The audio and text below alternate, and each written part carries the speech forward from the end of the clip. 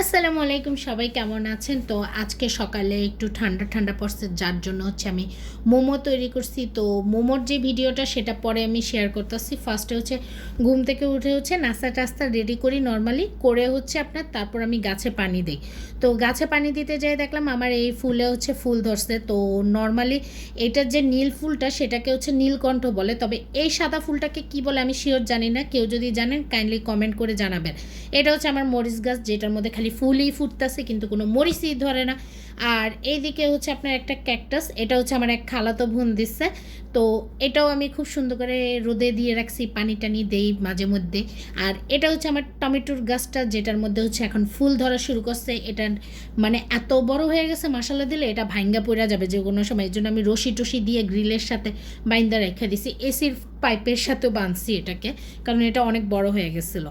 তো যাই হোক, সারাদিন অফিস টফিস শেষ করে হচ্ছে আপনার সন্ধ্যার পর হচ্ছে আমি মোমো তৈরি করতে গেছি, কারণ আজকে হচ্ছে আর একটু ঠান্ডা ঠান্ডা পড়ছে। তো ভাবলাম একটু মোমো তৈরি করি। মোমোর সাথে হচ্ছে 3 ধরনের সস তৈরি করছি। একটা হচ্ছে সয়া সস দিয়ে হচ্ছে আপনার তৈরি করছি, দেন একটা হচ্ছে আপনার ওই যে সস টসে থেকে যে নাগা সসগুলো আনছিলাম, চিলি সস আনছিলাম, ওইগুলা দিয়ে একটা সস বানাইছি। আর একটা হচ্ছে আপনার টমেটো সসের মধ্যে হচ্ছে সয়া সস, তারপর হচ্ছে গোলমরিচের গুঁড়া, দেন হচ্ছে আরও টুকটাক জিনিস দিয়ে হচ্ছে তৈরি করছি। তো কিভাবে তৈরি করছি, কি কি করছি, মোমোর সাথে কি কি করলাম সেটা আমি পরে শেয়ার করব।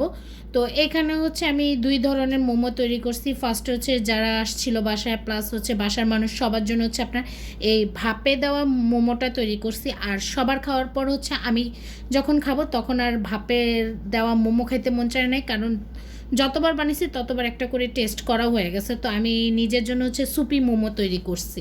তো সুপি মোমো তৈরি করতে তেমন কিছুই লাগে নাই, যেমন একটু আদা রসুন পেঁয়াজ, একটু তেল, গোলমরিচের গুঁড়া, একটু জিরার গুঁড়া দিছি, একটু ধনিয়ার গুঁড়া দিচ্ছি, হালকা দিছি আর কি।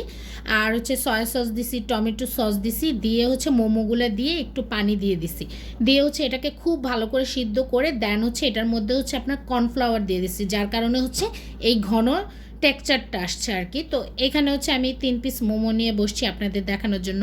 তবে ভিডিও শেষে আমি আরও 2-3 পিস খেয়ে ফেলছি, যেটা হচ্ছে আপনাদের সাথে আর শেয়ার করা হলো না। এই যে মোমোগুলো অনেক সুন্দর, মশলা দিলে সফট হয়। আর উপরে দিয়ে হচ্ছে আপনারা চাইলে একটু গাজর হচ্ছে দিতে পারেন। আমি যেটা দিছি আর কি, একটু গাজর দিছি, একটু টমেটো সস দিয়ে আপনার উপরে একটু টমেটো সস দিছি আর কি। তো আমার কাছে এই মোমোটা খাইতে খারাপ লাগে না, আমার কাছে খুবই ভালো লাগছে। তো আপনারা যদি মোমো এভাবে ট্রাই করতে চান বলতে পারেন, আমি একবার আপনাদের সাথে এটা শেয়ার করব ইনশাল্লাহ।